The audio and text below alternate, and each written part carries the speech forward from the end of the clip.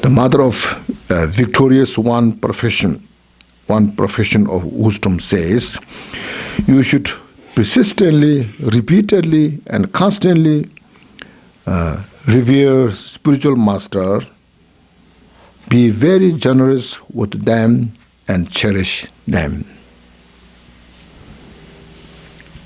And because there, as I mentioned, they have those qualities, like 8 qualities or 4 qualities, at least 2 qualities, So their mind is totally for other sentient beings. Their life is totally dedicated for the Dharma, be a service of teachings. So because of that, there's reason to respect, to do things right. Because their motivation is to service for all sentient beings. So you are serving all the sentient beings. So these are important, how to play. Otherwise, sometimes it becomes a cult. A bunch of cult members, That's very dangerous.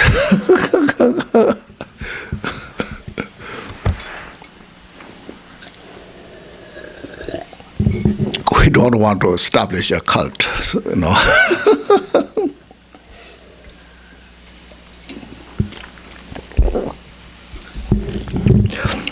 Furthermore, one should avoid wrong view toward the skillful actions of spiritual master. Instead, one should respect them highly. For an example, refer to the life story of King Anala. This also here, life stories here. Sometimes, for the necessity of the individuals, the spiritual master may act some differently. And you think, he or she is very strange,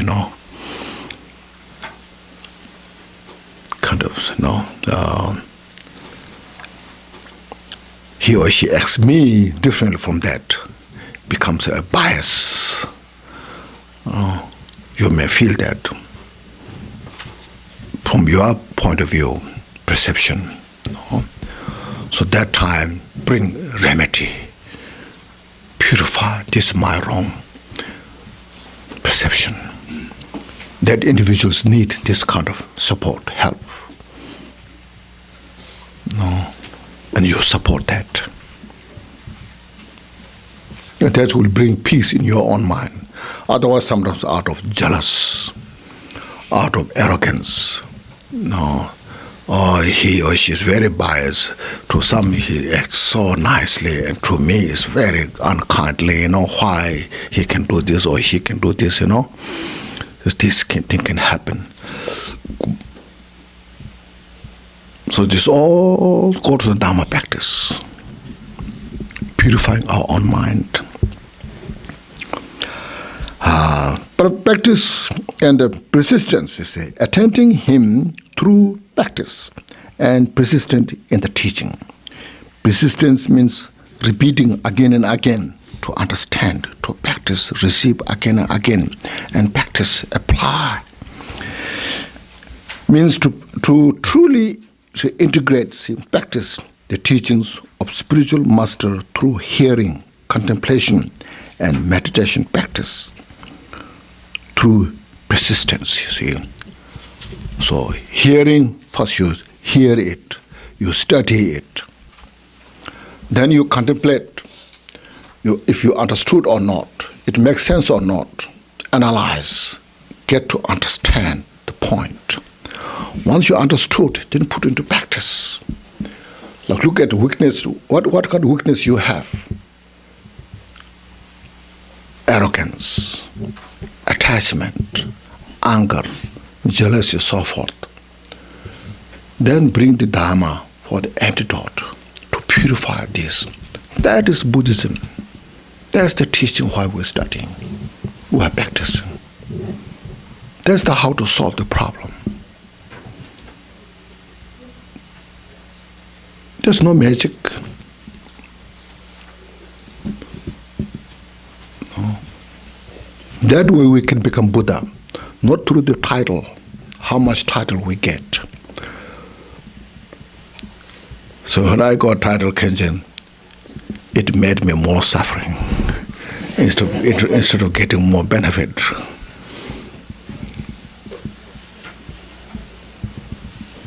So a few years ago, I told His Holiness, now I don't want the title.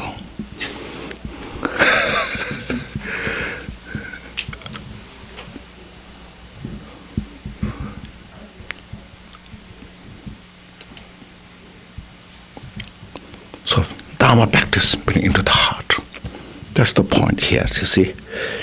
So hear it, contemplate it, and put into practice persistently. Saying not one time, two times, persistently. This will make the spiritual master supremely pleased. This will make this real spiritual master will make happy by this practice. That's why Marba said, I'm so happy with Milarepa, even though he didn't have penny to make offering, but he did all what I said.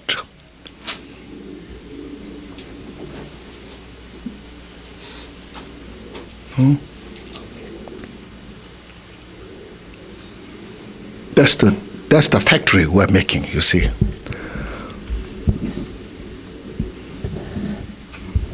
So put into practice. Be a good person, sincere, and through that we'll help all sentient beings, many people. See, attending spiritual master says the Ornament of Mahayana Sutra says, attending spiritual master means practice whatever is taught. By this, he or she will be completely pleased. One will achieve Buddhahood when the spiritual master is pleased, as it says in Sri Samvava life story. When you please the spiritual master, you will achieve the enlightenment of all Buddhas. This now. So most important is this third one, practice and persistence. That's the most important.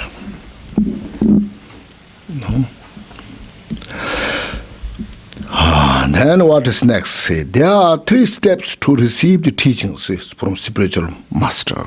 So when you attend the spiritual master,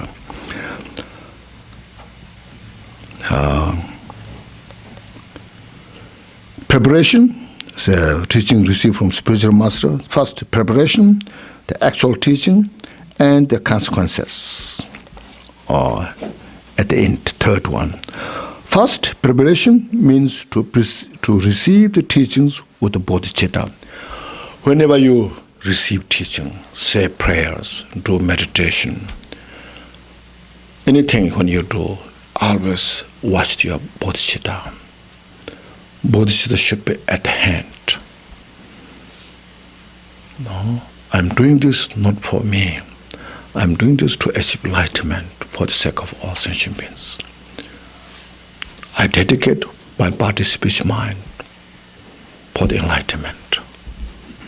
That's the preparation first. See? The mind of the enlightenment, see, bodhicitta, the mind of enlightenment. While actually receiving the teachings, then you should regard yourself as the patient. Like we are sick. We are sick of the afflictive emotions. I have anger, I have ignorance, I have attachment, pride, jealousy. I'm sick because of this, not physically, no pain. Then Dharma as the medicine. So to cure this, now I receive Dharma. It's the medicine. Look at the weakness of yourself. And the spiritual master as the patients, the physicians. So diagnosis, what problem you have, this. To cure this, you should take this medicine. Like this. Listening to and firmly practicing the Dharma should be regarded as a recovering from the sickness, like you are taking medicine. So you receive teachings, then implement. Removing all the problems, that obscurations we have in the mind. That's called actual practice Dharma. So how beautifully it's mentioned here, described. So precisely, you see.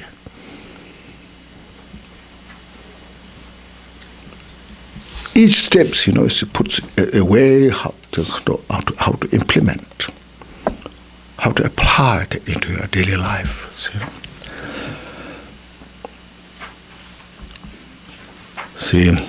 Listening to the family practicing the Dharma should be regarded as the recovering from the sickness. As a consequence, falls of beings like a pot turned upside down. And if you don't practice accordingly, then this problem is same. As a consequence, the falls of being like a pot turned upside down, a leaking pot, and a pot filled with the poison will be avoided, or they should be avoided. These three problems, means this during the teaching, receiving teaching, as well as meditation practice. What it's saying here is, your body is here in the session. You are receiving. Your mind is wandering everywhere, and you are not listening even word. You haven't got any idea of what teaching is taught. This part is upside down. Or you are sleeping during the teaching, or meditation, or you meditate. You say your body looks very straight, very formal. Your eyes are gazing down. Your mind is always wandering around here, how to solve that problem, how to challenge with that person, how to get rid of that person, all this. So the part is upside down. Or even your body is here and you are listening, but not being mindful. The leaking. As soon as you get up, all the teachings you put on the cushion and you left empty vessel. All the leaked, Make sense? Yeah. See. Or you receive teachings to challenge somebody. I will make expert and make a famous. I will compete with that person. I make it better famous than to that person, with the jealous, with the pride, with the attachment. This is called the third part, with the poisonous. Your delicious food is put in your plate. A delectable cuisine is in your table, but poisoned. You eat deliciously, but it feeds your ego, attachment. So it doesn't do any good. So you see, whether Dharma becomes a path, a medicine to purify our obscurations, or Dharma becomes a support to build your ego, attachment, is absolutely is individual's choice, our responsibility. See how precious. Only one word here, one sentence, isn't it? But it's such a profound meaning. We just take Dharma with the proper vessel and purify all obsessions. So like Lord Jigten Sumgun, when he was receiving teachings with the Pamadoba, he was staying way way behind the others monks, being very modest, simple, and just contemplating, not associating with all the arguments and talks. Receive teachings completely quiet.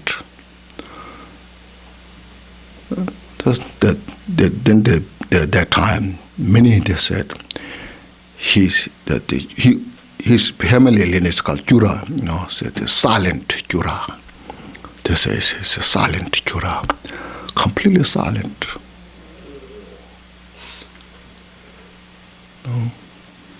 Observing all the teachings,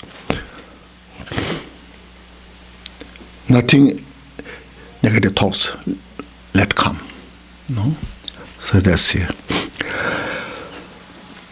So the pot filled with the poisons should be avoided. Now the benefit, the fifth, the beneficial effects of attending a spiritual masters are mentioned in the Shri Sambhava's life story. Noble families means Bodhisattva. A Bodhisattva is a noble family. A Bodhisattva who is well guarded by spiritual masters will not fall into the lower realms. See, always watching the mind, protecting, keeping all the precepts, Vinaya, Bodhisattvas, and all this. So will never go to the lower realms. A Bodhisattva who is escorted by spiritual master will not fall into the hand of an evil person. There are some individuals who deceive, but that Bodhisattva has that kind of awareness, cannot deceive. No? A Bodhisattva who is well guarded by the spiritual masters will not turn away from the Mahayana path, means will never derail from the path. A Bodhisattva who is well guarded by the spiritual master will go beyond the ordinary person's level, means will not stay in the samsara, go beyond samsara to the enlightenment. No. The mother of the victorious one, perfection of wisdom, says, a Bodhisattva, Mahasattva who is well guarded by spiritual masters will quickly achieve unsurpassable, complete enlightenment, Buddhahood. This is the third chapter dealing with the spiritual master from the jewel ornament of liberation, the wish-fulfilling gem of the noble teachings. Now we have few minutes if you have any questions.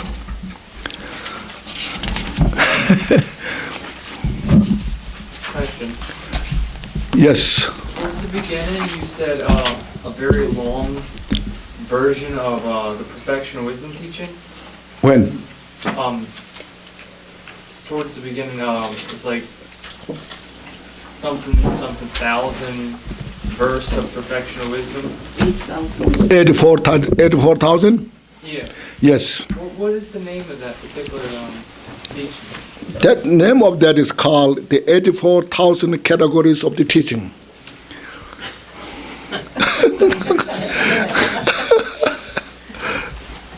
Yes. So in Tibet it's called Choji Pumbu Chedi Shidong. No?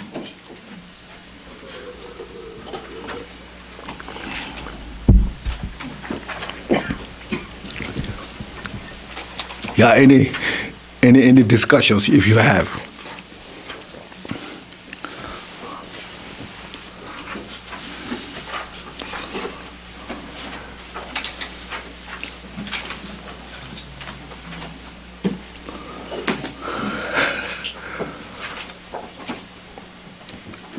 Yes.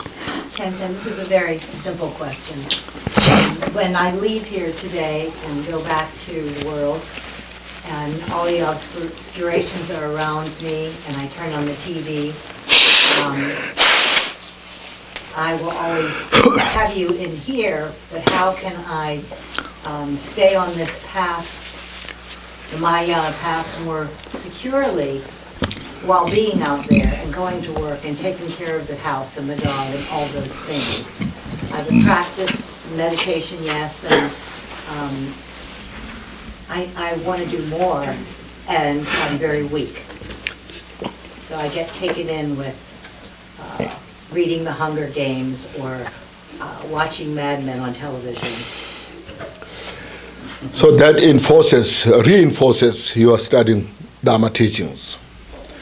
How much delusions out there, how much suffering is out there. You see, that reinforces your Dharma teachings, how Dharma gives us this kind of clear picture. Remind that. See, it's not something, as I mentioned, believe, but how reality. So reflect on that. Then you develop your compassion, develop your wisdom, remind the impermanence of all phenomena, recollect the suffering of the sentient beings. So how much this delusion, suffering is there. Then look at, see how much now there are to kind of free from the suffering of these delusions. They're very little. So it can all be useful. Yes, so always remind Dharma. Then if you see those, it reinforces, as mentioned, your Dharma practice. If you forget Dharma, then back to samsara. Thank you. Yes.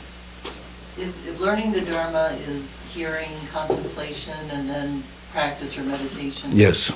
I think from prior teachings we were told that contemplation includes investigation. Yes. Whether this is something that you believe. How does that investigation part contradict or not hearing something from the spiritual master and just accepting that? Contemplation, says, you have heard of everything is impermanent. Now you contemplate on that. Is there anything which is not impermanent in the world? So then you say, yes, everything is impermanent. That which is composite, that which is based on causes and conditions, all are impermanent.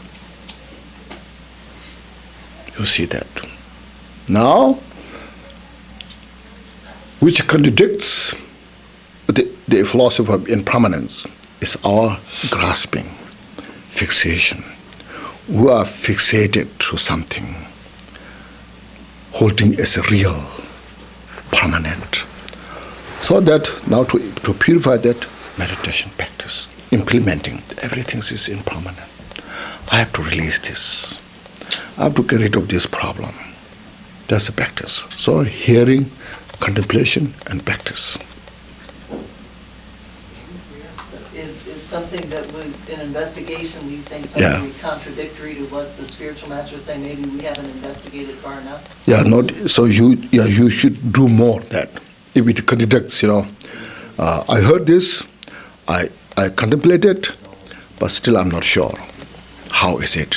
Because I see this way. So you discuss, like that. Yeah. Yes.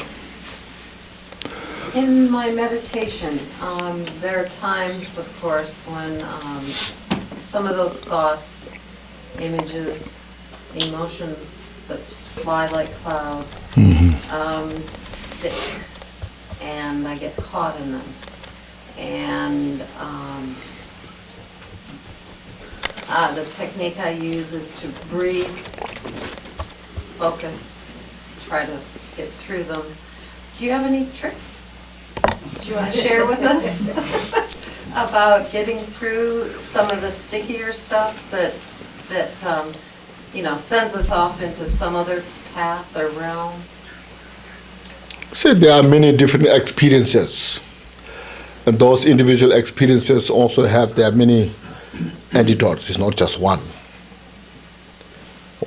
One problem to solve that. There can be one specific remedy. No, one remedy cannot solve all the problems. You know. So if you have a car, if you have a tire is a problem, then you have to have it to fix the tire. To fix that, a skill to fix the tire cannot fix the engine. You know.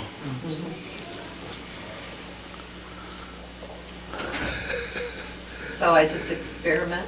Yeah, so as mentioned, look at this book, read, step by step. Now, if you're coming all through, then there's so many steps how to implement, So after this, now so today's spiritual master is done, Now next coming is instruction. In the instruction has all those now methods, step by step, yeah.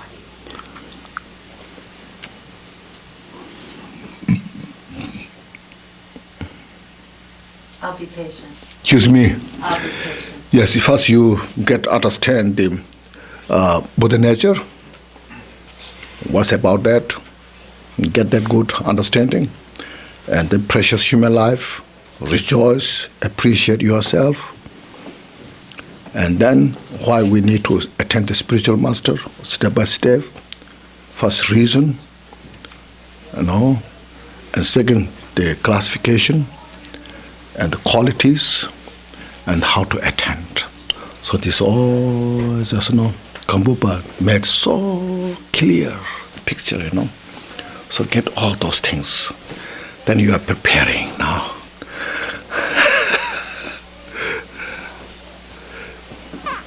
Thank you. Yeah.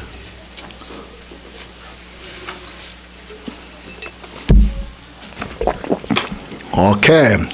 Now please, let's take a deep breath.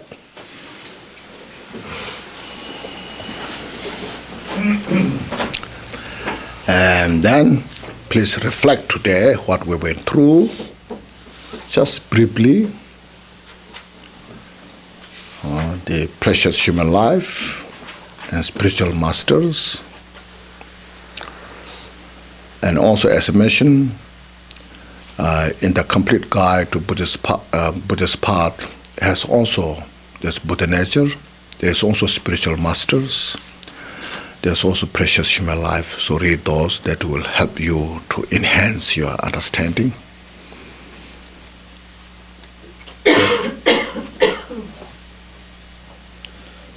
And then you appreciate, rejoice yourself. So I'm so fortunate. Now during these 2 months, I will pursue, get a complete those teachings. Even though I have read before, but I'll reinforce.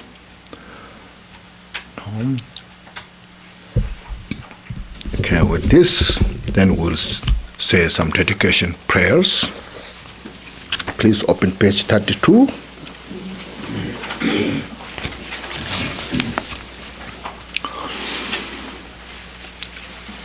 Glorious, holy, venerable, precious, kind, rooted lineage lamas, divine assemblies of Yidams, assemblies of Buddhas, Bodhisattvas, yogins, yoginis, dakinis, dwelling in the 10 directions.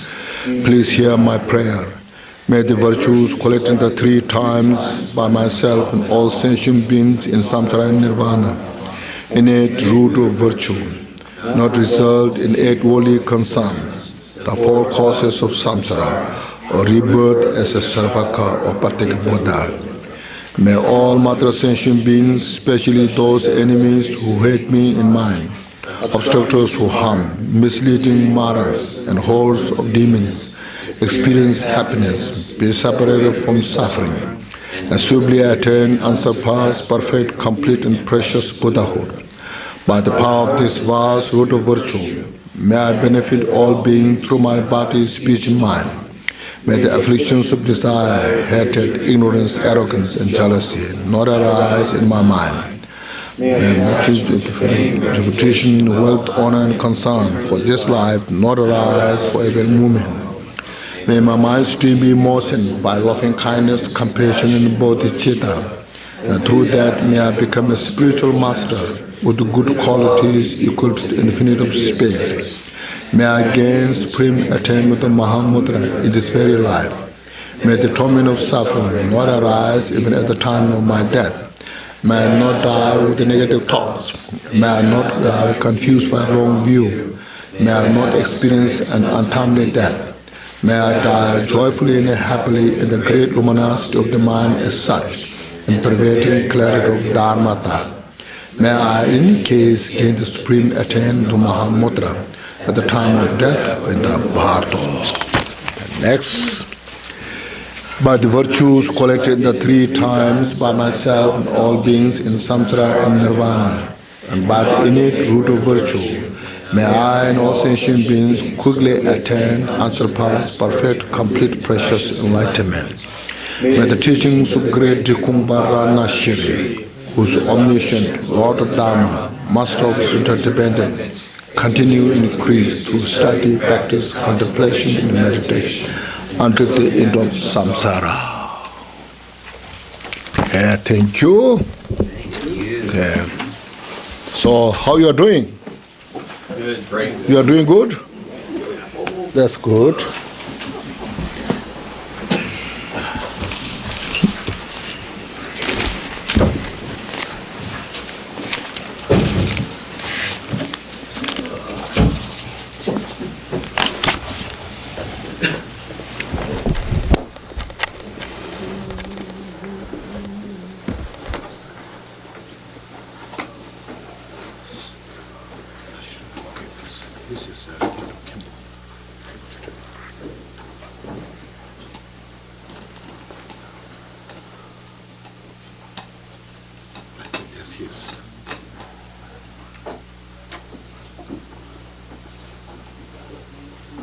Thank you.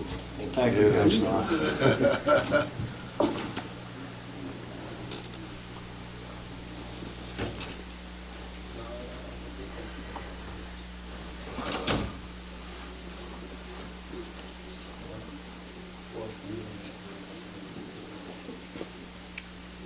See, my socks are going out. Tomorrow you have 13 new pair, everybody. Yes. Thank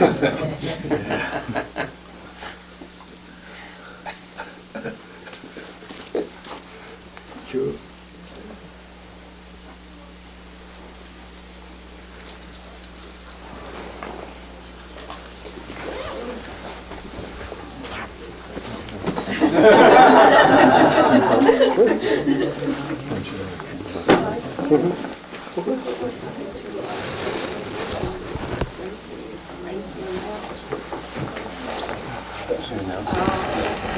Everybody's out of here.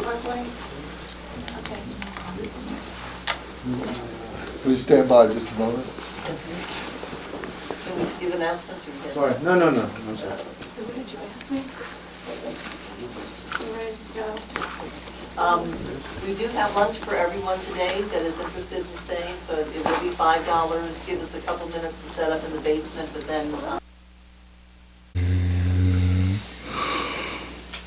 다소 중저담도 로초선 로바 진gel람도서 전람도 로바 진gel람도서 남투바서 와 진gel람도서 투바에 시서 차오라 진gel람도서.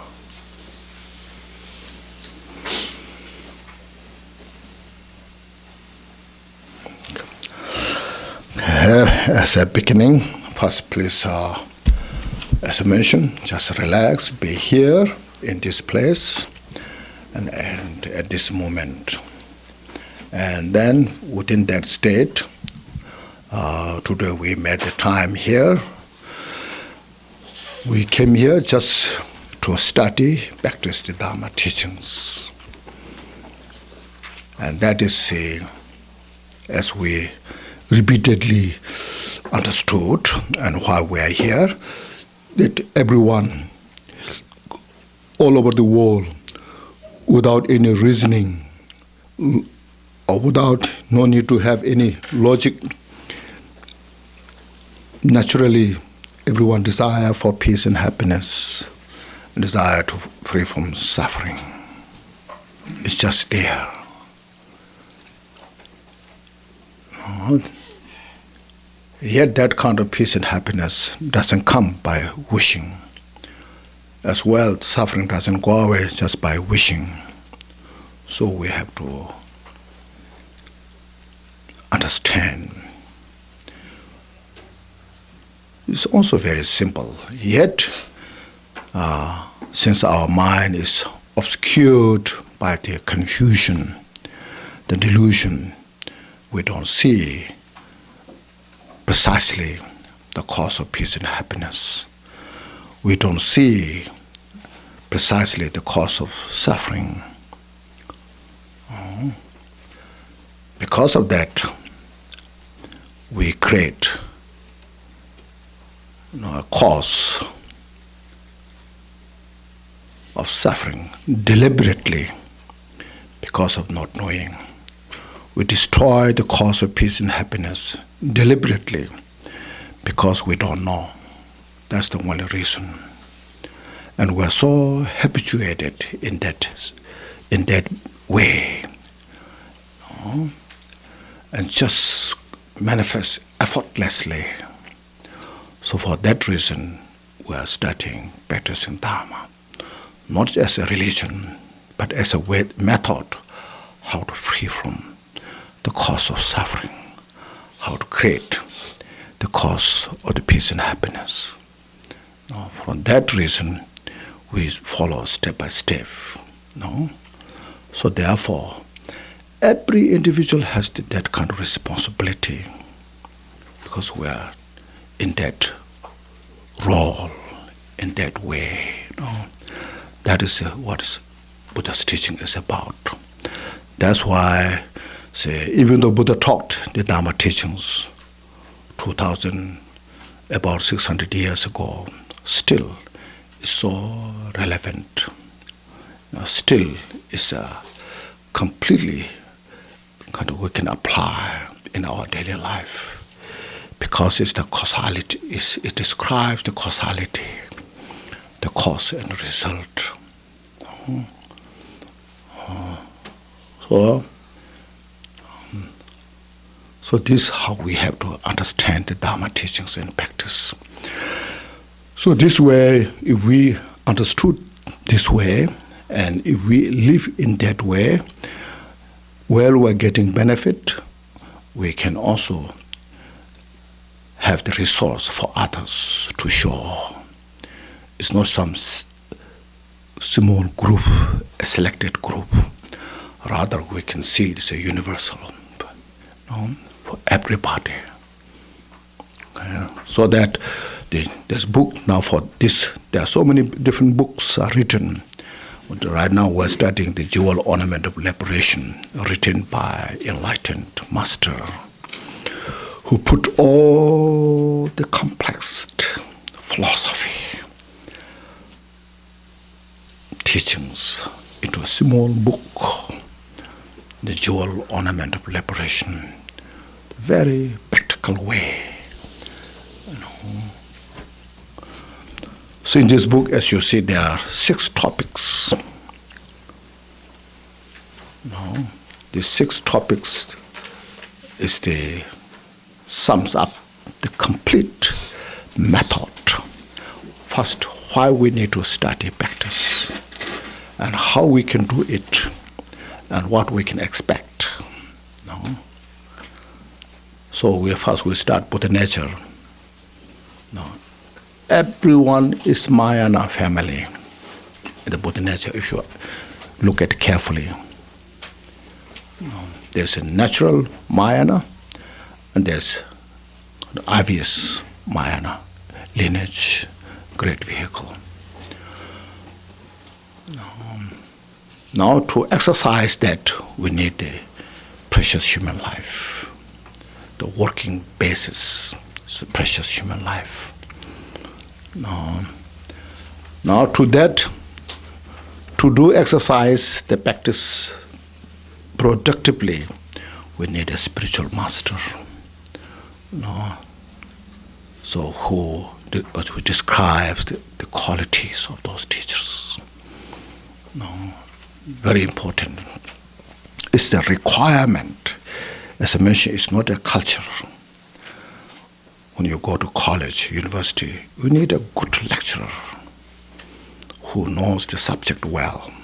Then the students who pay attention, they get a good result. If the lecturer is stumbling in the subject, the students are confused. They don't get enough.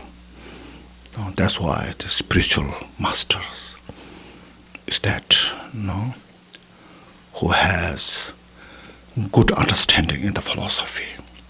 Not only understanding, who keeps the morality also, means who practices it, not just intellectualize, but who practicing these teachings. That's called moral ethics. So that is described. Now today, when we meet such kind of spiritual master, then what kind of should we practice, study,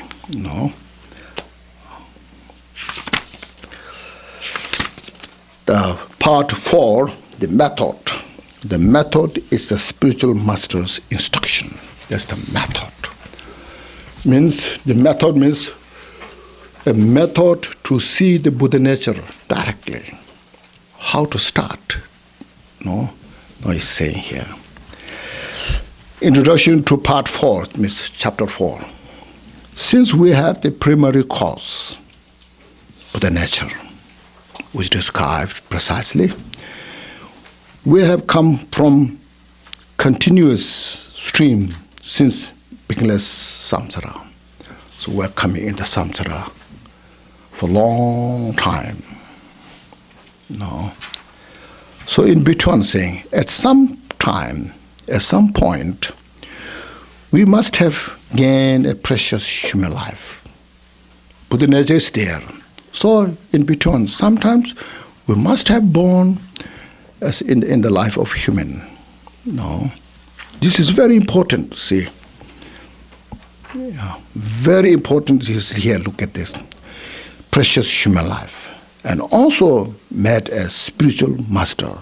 And sometime we must have met spiritual master.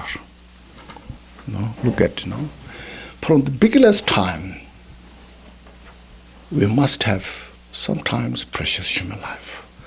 Sometimes we met spiritual master. So now what went wrong? See. So what faults have prevented us from attaining Buddhahood in the past? So what went wrong? Still we could not free from samsara. We could not achieve enlightenment. Ask the question to ourselves. This is a very important point, you see. Look at this. Just contemplate.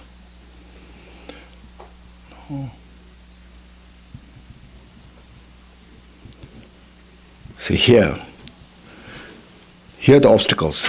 We have been overpowered by the 4 obstacles. See, means we're influenced by the 4 different obstacles, which prevented us to achieve enlightenment.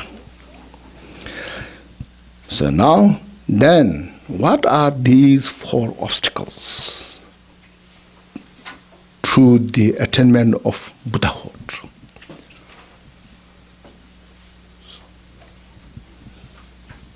Usually, you ask different questions. Sometimes you don't know how to ask questions. Now here, Kambupa is putting these direct, important questions.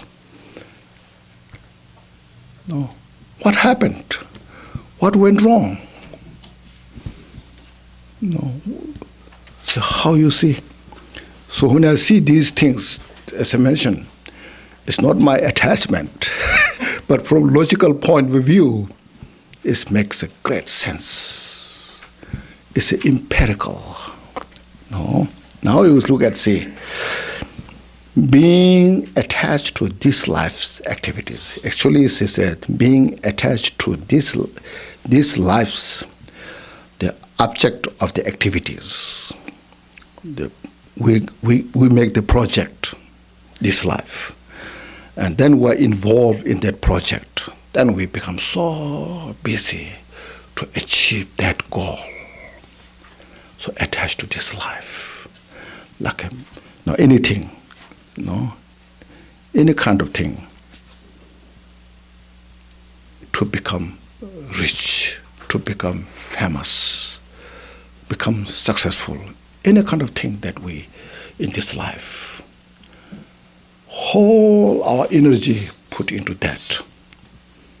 No time to study, practice Dharma. So this one, you see, this life. Being attached to this life's goals, projects, activities. Then being attached to the pleasure of samsara. It means if you do now practice for next life, but next life, maybe I want to born as a human life, or maybe born as in the God realm. Looks like the God realm is ideal to be born. Looks like they have a lot of pressure, so I want to achieve that. So that's attached to the samsaric pleasure. Then, third, being attached to peace. Even one desire to free from samsara, but for your own interest, I want to have some peace. Nirvana for me. So that also it becomes an obstacle to achieve Buddhahood, you see. It is a liberation from samsara, but it's an obstacle to become Buddha. See. Then the fourth one, not understanding the method by which enlightenment is achieved. Not enough wisdom how to become Buddha, how to achieve Buddhahood. So these four obstacles we went through in the different way, Different individuals, follow this different method. Now so all the obstacles put into these four topics. You see, look at this now. How comprehensive. Look at this,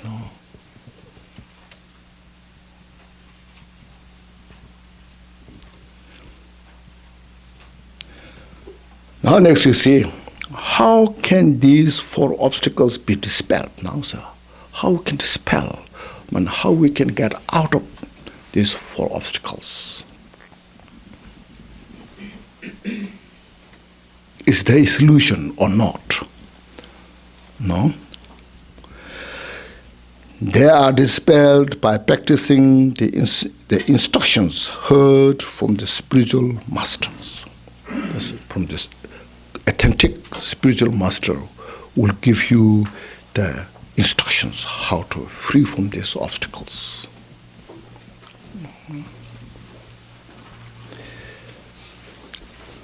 How many instructions of the spiritual master are there?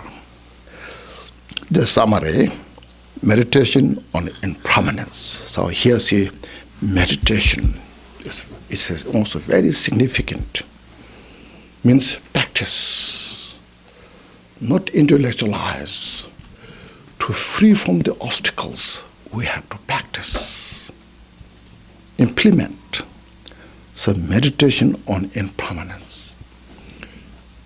Many people think meditation in impermanence is preliminary for kindergarten, Dharma practitioner, not for advanced practitioner. But here Kampupa said meditation on impermanence. Then next, second, meditation on the faults of samsara. Faults means disadvantage of samsara. And cause and result, the causality of that disadvantage of the samsara. In other words, the suffering of samsara. The suffering of samsara and the cause and the result of that. Third, meditation on loving kindness and compassion. And then the last one, fourth, and the various elements of cultivation of bodhicitta, means various conditions, how to cultivate bodhicitta.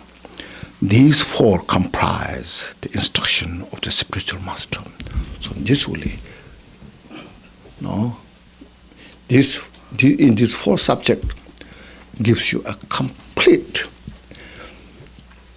teaching, instructions, how to overcome all the obstacles, give you a complete method to reveal the Buddha nature.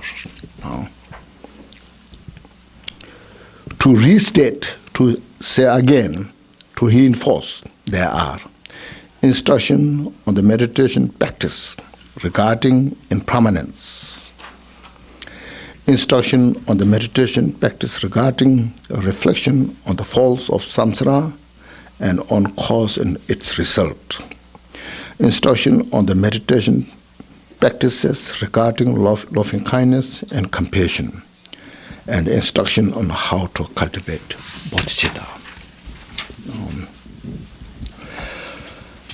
Thus, contemplating the subject of impermanence remedies attachment to this life's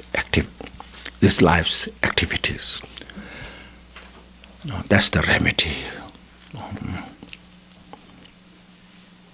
Reflecting on the falls of samsara and on karma cause and its result remedies.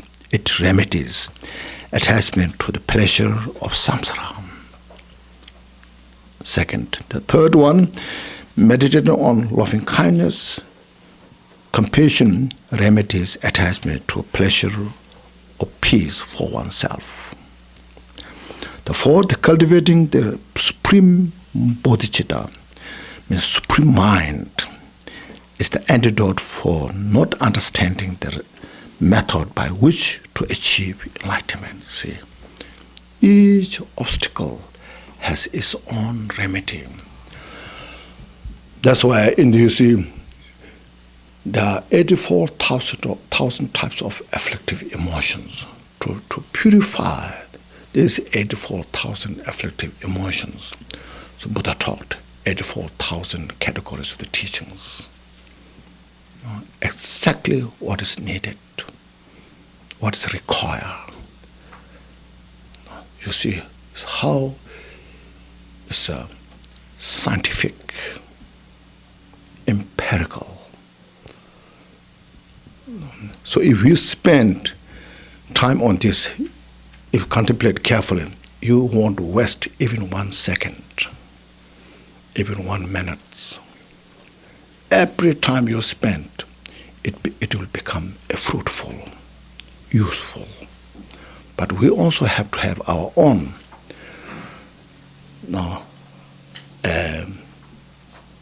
clear mind to capture the meaning of these teachings. So look at this. So you should say, first you rejoice having this time to read this kind of book. Secondly, you respect the writer of this book. Buddha came in the human form and wrote this book for us, like for me. This. Now, these are the factors used to cultivate the mind to develop bodhicitta. So these are all different factors as to cultivate the mind with the bodhicitta.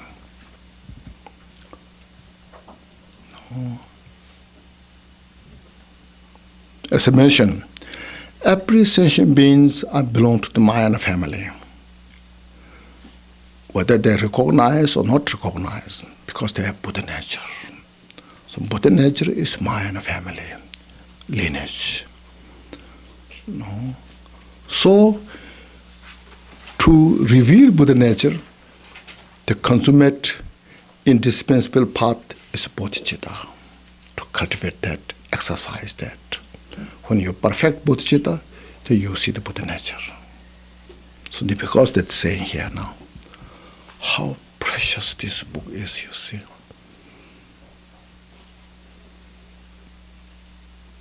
Just for the right point. There are some very intellectual writes very beautifully, very attractive from the figure of speech, from the point of view of figure of speech, from the beautiful skill of writings. But when you come to the point to the meaning, you cannot find a better book than this, you see.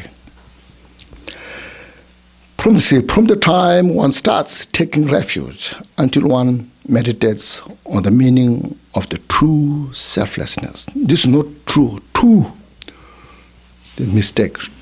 Not true, it's true. It's the selflessness of person and selflessness of phenomena. So you should correct this. Right? If the book is yours, then you can write that. True selflessness. Yeah, true. TWO, true.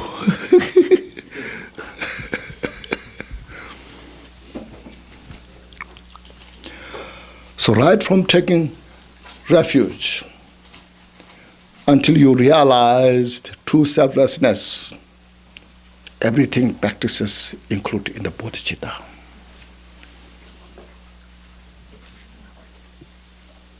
Or from the 5 paths, which will come later, 5 paths, until the 10 bhumis, end of the 10 bhumi. When at the end of the 10 bhumi, it becomes Buddha. No, all Dharma teachings are included in the cultivation of bodhicitta.